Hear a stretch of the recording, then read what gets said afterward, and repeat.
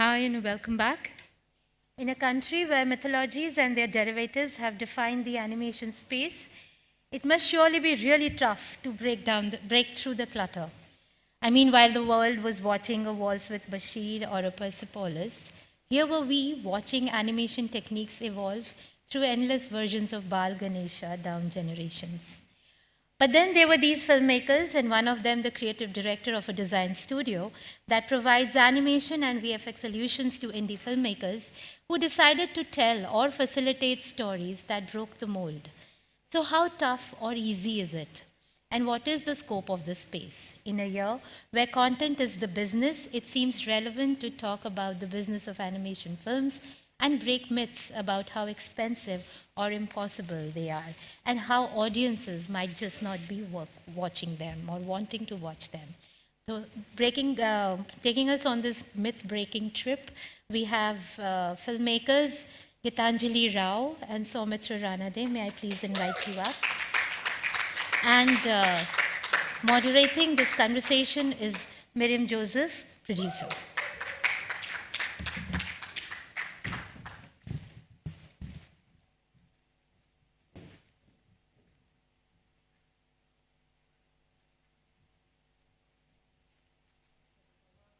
Do I need to turn this on? Thanks, Anupama. Soumitra, Gitanjali, welcome. I'm really looking forward to this session. Basically because I want to know what the two of you have been up to for a while. Animators, you take a while getting your projects out to the rest of us. So I'll start with you, Gitanjali. I know you're making Bombay Rose. But tell me a bit about what the last couple of years have been like. So for the last 18 months, we've been doing the production on Bombay Rose, which is a 2D animated, painted frame by frame. So it took 18 months to do the production of the film, which means the start of animation to the end of coloring, painting, compositing. And we would be finishing in the end of November. And then about 3 months into post-production, which is music and the sound design. So this is the production part of it, but for about 1.5 years before that, I was writing the script, I was designing the characters, and making the animatics of the film, which is a step which does not exist in live-action films at all. So that is a very time-consuming process. That's where you actually lay down how your entire film is going to be, after which the production process starts, which is just filling in all the drawings in between. So that was a process of 2 years, which is ending now. So it's a lot more than the 2 years that I talked about. It's 3.5 and possibly a bit more till we get to see this film. It would be ready in March, but then we'll be doing hopefully festival rounds for a few 6 months or something, and then have a release sometime next year. Looking forward to it. Let's watch a little clip of what she's been up to. Can we play the Bombay Rose clip, please?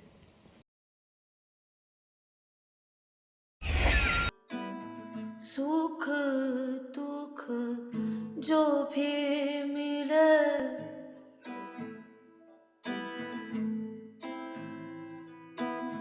बिखरा अंबर ने पहना. How exciting. I mean, I'm really looking forward to this. It seems to traverse quite a few landscapes. Do you want to tell us a little bit about that? Yes. More in terms of the stories that I deal with in the film, because that's relevant to our topic today. I talk about a love story between two young people, a Muslim boy and a Hindu girl, living on the streets of Bombay, one selling flowers and the other making gajra. And this kind of exchange that happens, love that happens without ever exchanging a word with each other. So that's the Indian way of loving. That's the Indian way of loving. And it also takes away from how the boy especially is influenced by Bollywood, and how he takes from Bollywood the way to court a woman, which I make a statement on through the film, because that's where homeless children actually learn to survive, and to be like Most heroes. young Indians learn from also. our films. Yeah. So that is one story, and it's it gets into the realm of the fact that the girl, in order to make a living and to support her family, dances in the dance bars. This is set in 2005, or in the year that the dance bars were shut down. And it deals with her choices that she's left with after the dance bar shuts down. And there is another parallel love story of an old 70-year-old woman who used to be a dancer in the black and white movies. She's an Anglo-Indian woman. So it's her life, it's her closeted relationship at that time that never came to fruition, and she still lives in that time. So I take back the narrative into how life used to be in the 1950s. Women then, women here now, love and the social milieu that they live in. So all very adult themes.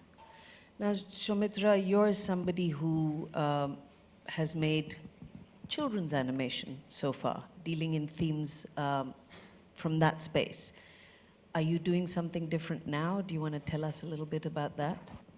Yeah, actually, I'm now moving on to do something more interesting because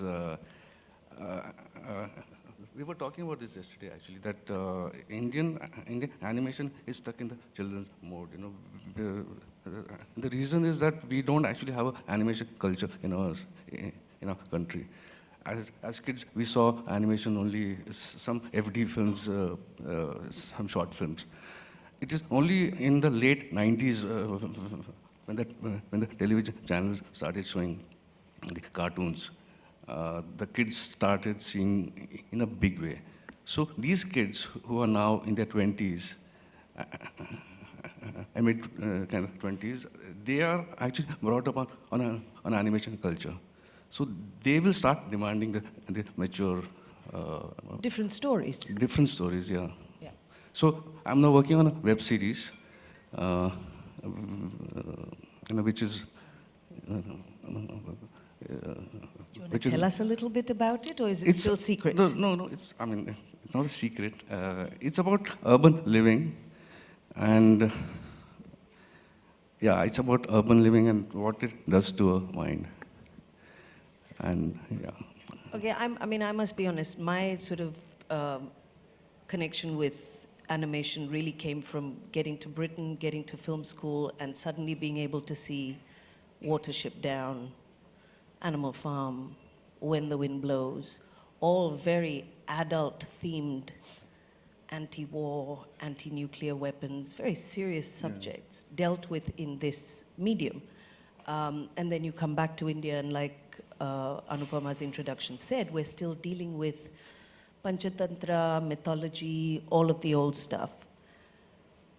How do you think... yes, you just said that, that generation of kids who grew up with some sort of exposure to animation are looking for more stuff. But, we have so much sort of Disney, Pixar, XYZ sort of saturating our screens. What's the space for the kind of stuff you guys are doing in India? Where's the space for it? Or are you having to sort of claw your space and make it for yourself? Okay. Actually, at the moment, yes, it's not so easy. And the other thing that actually happened with us, with India especially, that every region has its own audiovisual culture. And it's extremely, kind of specific to that region. So we were not able to develop a pan-Indian... a national which Bollywood actually did. We were not able to do it in animation. But if you make more films, actually, that's the only way out. People like Gitanjali, so you should be making films. Because these films will reach the audience will start appreciating it. More filmmakers. So it's a matter of building a culture. This is not a comment on your age, but the two of you are kind of the elder statespeople of animation in India. Do you see younger folk coming into it, younger directors, younger animation people writing specifically for this medium? And just to answer the earlier question also, clawing your way into the market, I feel yes, because the only government funding that we have for animation comes through CFSI, which is the Children's Film Society of India. So if that is the only funding that an animation film can be availing towards, you're already restricting the content by saying it has to be a children's film. And when I have been struggling to get my films financed, I went to quite a few producers who would say, we have never done animation, so why don't you go to a Walt Disney? And again, the content then gets restricted to a children's film. And even now, I mean, you've got 4 co-producers, only one of them technically an Indian company. No, two co-producers. It's a French-Indian co-production. I thought you had Goldfinch and Akoberwa yes. as well, who've come on.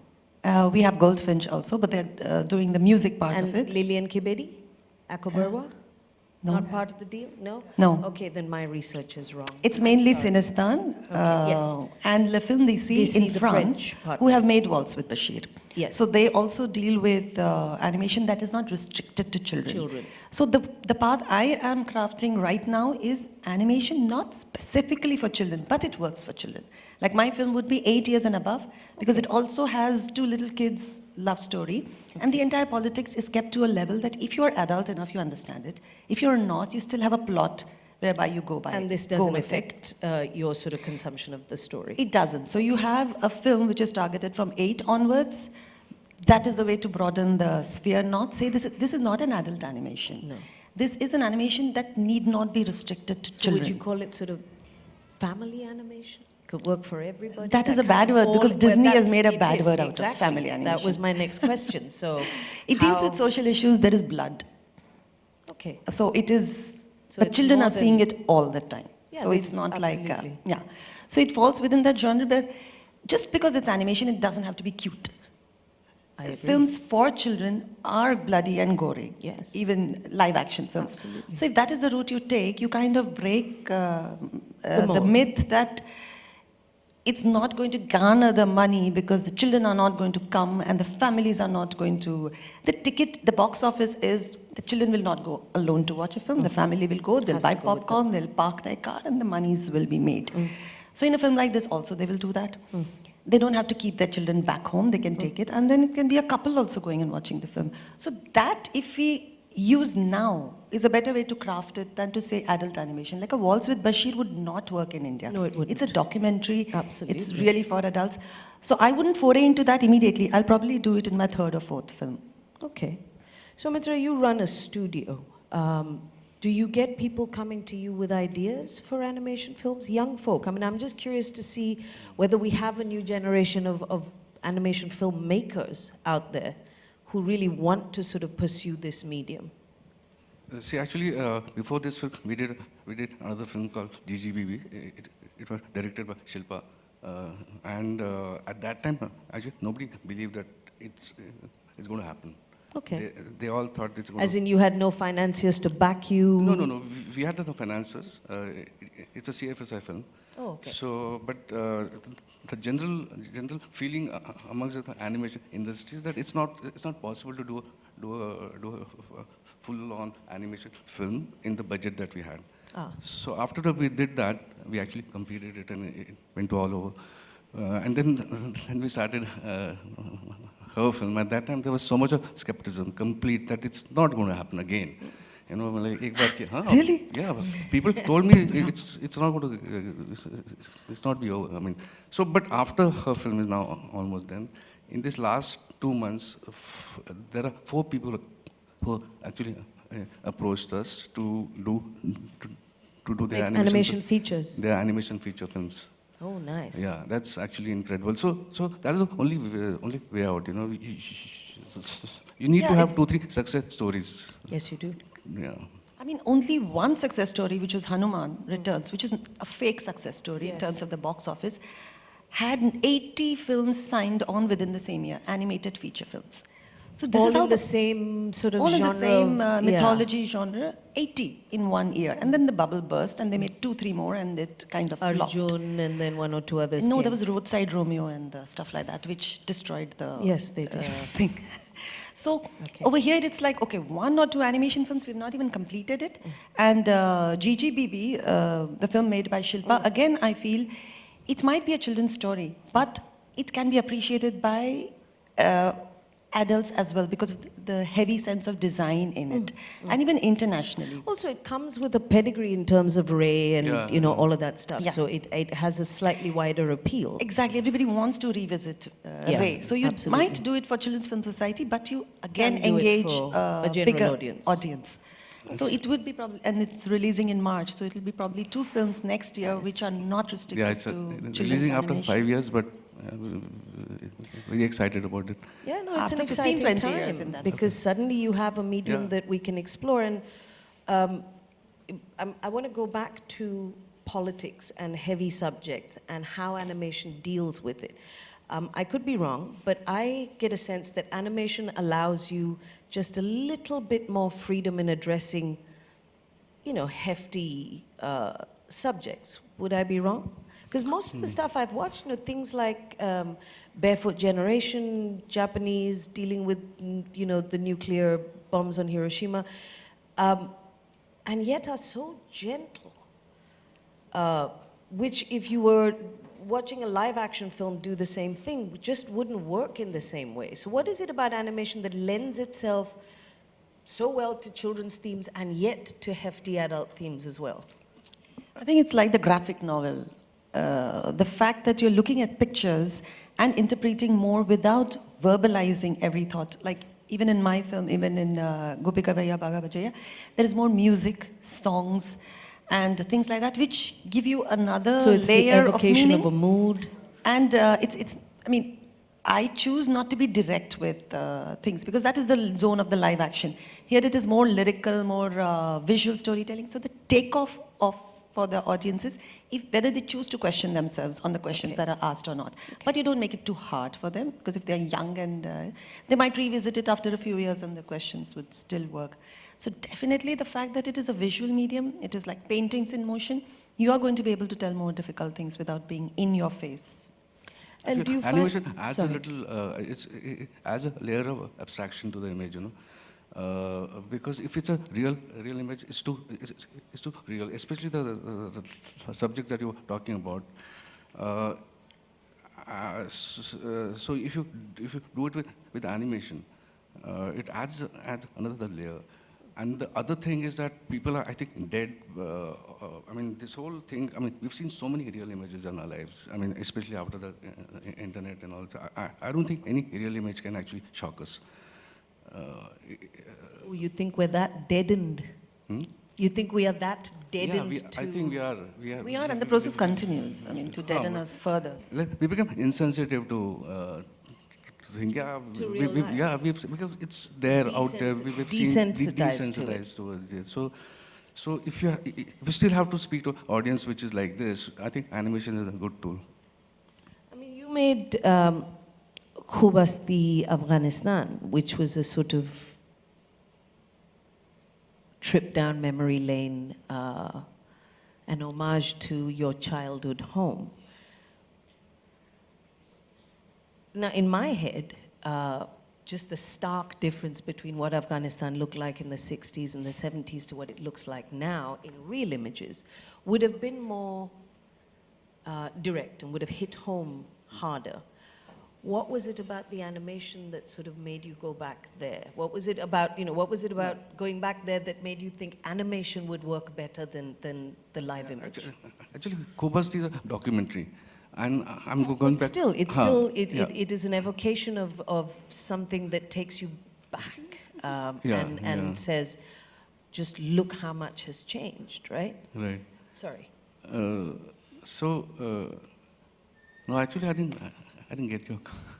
But I think Kabuliwala is... I think. Okay, so my question is, documentary, you said, why choose animation for that kind of thing? No, I didn't use any animation in that. You didn't? No. I thought it was animation. No, actually, Kabuliwala is the animation. Okay, I've you mixed the two. Okay. So tell me about Kabuliwala. Yeah, actually, so actually, the original novel was, I mean, The story. was written in 1893. Yeah. After the Afghanistan has changed, India has changed. Yeah. We see outsiders in another way now. Yeah. And it's far more violent, I think, now. Yeah. So how do you depict this, violence without being judgmental, without being, because I think it's too complicated to be taking sides now, So I wanted to make a poetic film actually. So I made the characters anthropomorphic, which are animals. They are all actually animals. So Kabuliwala is actually a camel. And the girl is a deer. Oh, wow. So I wanted to treat it like a fable. So it's not a real story, but it's still real. But then treating like a fable is kind of going back, in a sense, to the way we used to tell tales in India. Can we see the Soumitra's We'll see clip of- GGBB. What? Oh, you're showing us GGBB? Yeah. Okay, so this is something that's already been made, but can we see that, please?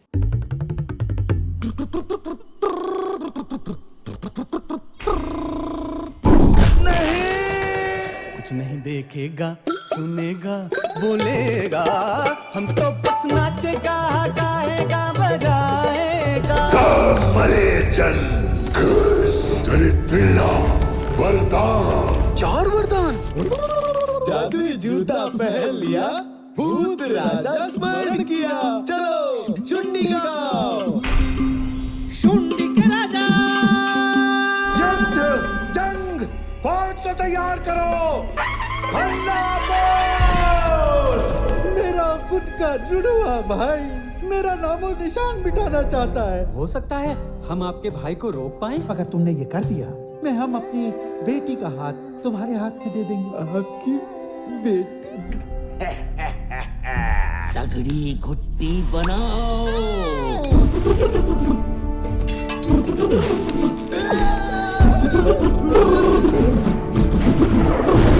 कौन थे वो दोनों? मैं गोपी गवैया तू बागा बागा बजैया। Did you say this is being released in March? Yeah. Oh, good. I'm looking forward to that one. I have a question now about Japanese animation, completely away from all this. They've taken sort of animation way away from children's play and gone all the way into sort of adult and then seriously adult themes.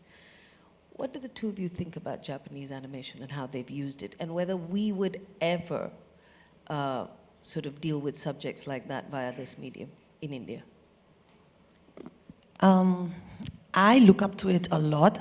Not just in terms of, like Miyazaki is a big favorite, but in terms of the history of Japanese animation, the history of storytelling in Japan is very close to the history of storytelling we have. So when we try to take storytelling from Disney and Pixar, we're actually doing the wrong thing. Because whether it is mythology, whether it's any kind of storytelling, what happens in Japan and what is interesting about Indian storytelling is we can go and move around in circles and have many, many layers, and our mythology is like this. So instead of learning from or aping, as we do, the Disney and Pixar thing, what we should have learned is the way Japan created the audience for animation, which is now flourishing by things like manga comics. So the characters were made famous. People wanted to see them move. They started doing limited animation with very small budgets, but people were just happy to see their characters keep moving and telling the stories. And kept alive. And kept alive. And then you get, and you arrest your audience, you create your audience over many, many decades. Generations. And yeah, and that sustains the industry. Another thing which Japan does is does not allow American animation into their television at all. So not just American, for the rest of the world. It's very, very difficult to get into an animation film into the Japanese market. So they preserve it, they sustain it, and they nurture it. And that is something we should have learned to do ourselves, because Bollywood, if you see, has the same bearings. We just needed the cinema, we had it from so long, and now we have reached a stage where commercially it just sustains itself. It doesn't need any government support. So that is something we should have learned from Japanese animation, apart from the fact that the way they treat their stories, Oriental mythology, Oriental ways of telling stories. Go back to our own sort of storytelling Yeah. tropes. But we don't. We don't do We that. don't. We consume it only now after Miyazaki won an Oscar. And also, I mean, the thing is, Spirited Away still remains Japan's highest grossing film ever. Yeah. An animation, which I don't think there's anywhere else in the country that an animation has done that. So that's why, I mean, that's why I find Japanese animation and that whole culture really interesting. Soumitra, tell me, I'm going back to this sort of child's play, not child's play question. Which do you find easier to do? I'm not talking about in terms of business, but in terms of as an artist.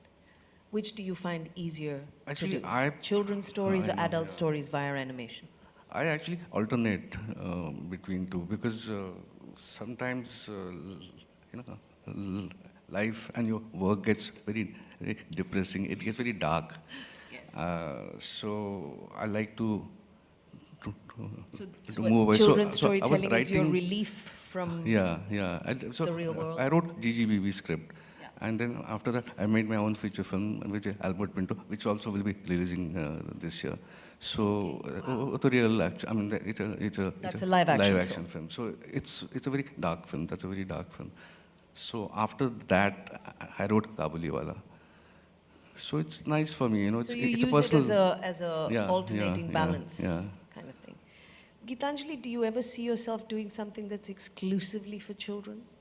I find it very difficult. Tell me why. It's very easy for me to do non-children animation. I was working on one project with Disney. I had to use a writer because I was not good with it. I am not too fond of children either.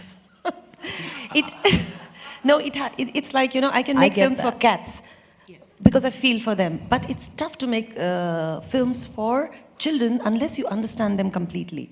And I don't. So that's why I find it very Actually, difficult. I don't agree with that because for her children, animation is Disney like you know mentioned. But if she actually does a film like that, independent, Does film, it herself without a studio I breathing think she'll down be her fine. neck? Okay. I think No, but I'd be happier doing pornographic animation than children's animation. There you go. You heard it here first, guys. As animation watchers, tell me what you like watching. So what you like making is one thing. What do you like watching animation? What kind of animation do you seek out to watch? Mostly experimental animation, short films I delight in much more than features. I have not watched animation for a long time because I was busy making my film, but I can't watch Disney, Pixar, DreamWorks Neither animation can at I. all. So it is essentially every new Miyazaki film you look forward to. A lot of French films that are coming out each and every year or with different productions. I like what the Irish studio, the people who made Secret of Kells, coming up with films, Breadwinner. So these are films which can be for children, cannot be for children, but they do not follow the conventional mode of storytelling which Disney and Pixar and all are putting out, and mostly 2D animation. I find it difficult to appreciate 3D animation. Soumitra? Actually, I also like to see experimental short animation, which were like studios for Poland and you know the Eastern European animation. Okay, sorry. So yeah, I like to watch short animation films actually. Short animation, and which you is said little- you like European animation. Is that what you Yeah, said? You yeah, like yeah. European animation, Korean, Eastern European. there's some very interesting films being made. Yeah. I mean, one of my all-time favorite films, live action or anything, is The Triplets of Belleville, which is just genius storytelling in animation. And I always wonder why it is that we can't tell more stories in animation. I think because animation just allows you to, it sort of allows you to get around the censor, for want of a more intelligent way of putting it, because that's not a real person there. You can get away with saying and doing so much more. Sure. Why do you think it is we don't tell just straightforward drama through animation in India? Actually, Sylvain Chomet, who's made Triplets of Belleville, is struggling to find money for his third film. Seriously? The situation is really, really sad. I mean, he's like crowdfunding, reaching out to people. Even France as one of the artistic places of making That's a great these kind champion of of films. animation. That was, I think, 15 years back, and Yeah. then he made The Illusionist, and Yeah. the next one that he's made went through doldrums. So the audience changing and the American influx into France of cinema has made it difficult for someone like him also to continue telling the stories that he was telling. And we start off now in this age. It's going to be very difficult to be able to do what he did with the Triplets of Belleville, whether it is in France or here.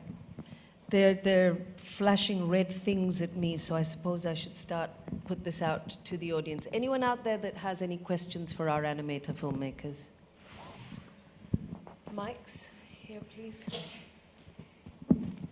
I was quite struck by your statement that in Japan, Hollywood and foreign animated content is forbidden, because it strikes me as being, anti-freedom of speech. What would you say to that?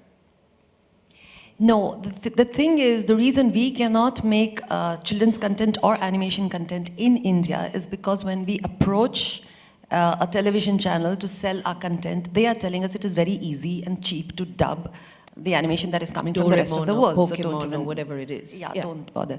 Japan would not do that to its artists. So that is how you sustain the I animation. don't think she said it was banned in Japan. She said they keep it off Japanese television. So Japanese television is still making homegrown stuff. They are not subtitling and dubbing and selling other countries' work. Like we Cultures. are doing we are dubbing Japanese animation and showing it over here rather than making our own. Any other questions? There's a gentleman there by the door.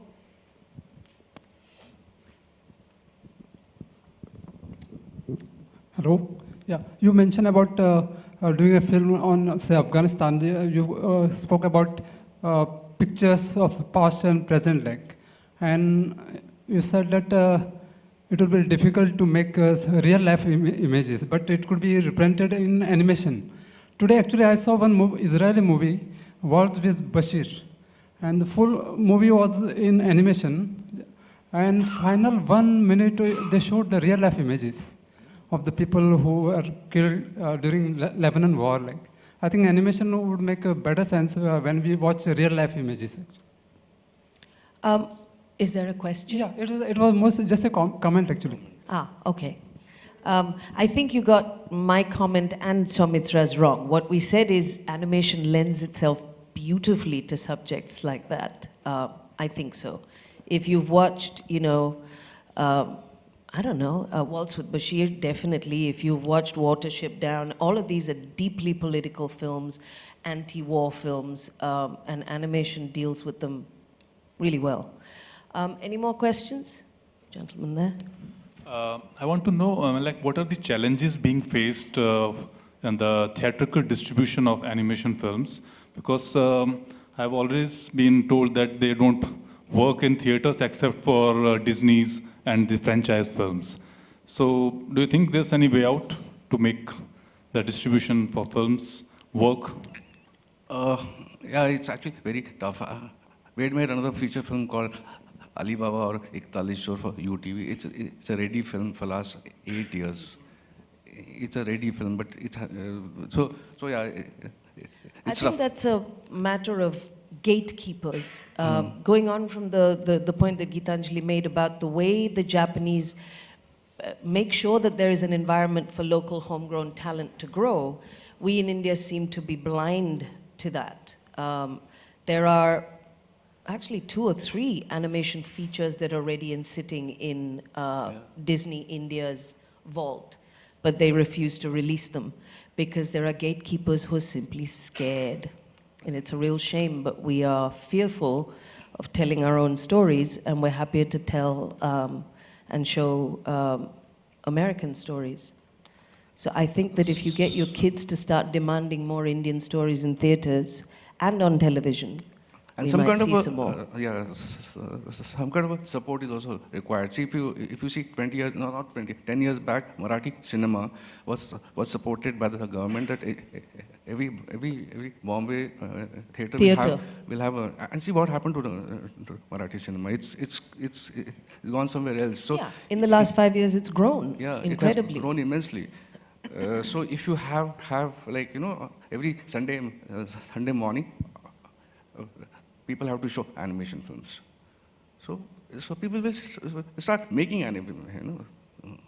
films then. Gentleman in the back. As a producer, I have a question about, does the film cost more than the animation? What is the cost involved in it? And what kind of audience do you expect apart from the children? Or every film done in the animation has to be 3D to be successful? Like a Peanut, for example, was a 3D film which was very successful in the US. Again, I Budget? don't know why we talk about the US and what's successful there. And I think that what Gitanjali and Soumitra both said is that they're working on 2D films, not 3D ones, and that they're working on themes that are adult and not necessarily just children. So, but on budget, you guys can tell us more. Are they So it's a generally more very expensive? wide question. I mean, if you have an Amitabh Bachchan or Shah Rukh Khan, your budget is more than an animation film. So you can't really compare whether it's more expensive to make an animation film as opposed to a live action film. A live action film can be made on a small budget and a big one. Similarly, an animation film can be made on a small budget and a big one. Any more questions? No? Thank you, both of you. I personally am seriously looking forward to your movies. Thank you so much. Good Thank luck. you. Thank you. Thanks. Thank you, Soumitra. Thank you, Gitanjali. Thank you, Miriam, so much for this lovely panel.